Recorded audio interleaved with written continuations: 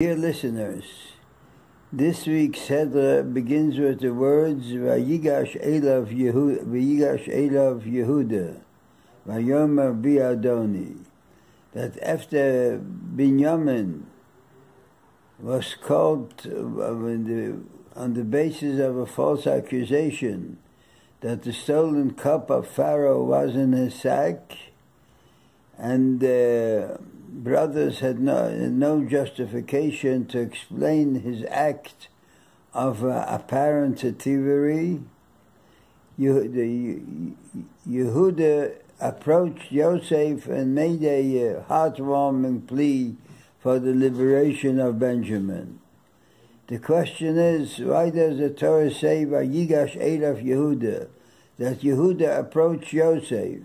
He was standing there all the time and they were discussing the case. Why was there a need for him to approach him if he was standing and discussing with him from the beginning? Now the explanation might be that the Yehuda saw that on the level of logical argument he has no answer. He has no way of explaining the conduct of Binyamin, because apparently he was caught red-handed. The cup was found in his sack. The silver cup of Pharaoh was found in his sack. So on the level of argument he had lost and he had nothing to say. So therefore, and he tried to reach Yosef by appealing to his inner personality. Sometimes when you cannot use an argument to defend an accused person, you try to appeal to the feeling of compassion and sympathy and commiseration that perhaps in this way you can persuade the other person to be forgiving. And this is what Yehuda did here. Because on the level of argument he said, Ma noimar ma nedaber ma netzadak. What can we say and what is there to speak and how can we justify ourselves?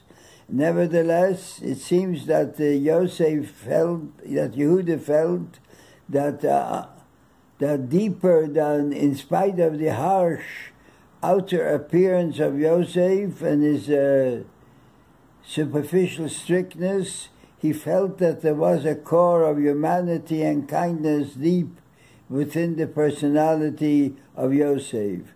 Therefore, he felt that instead of continuing the argument Vayigash Elav, he now approached him to his inner core, to his inner being, which he felt that there was a spark of conscience in Yosef, and he tried to appeal to awaken that conscience, that perhaps that way he might bring out a feeling of pity and sympathy for Benjamin, for the retelling the whole story, how it developed.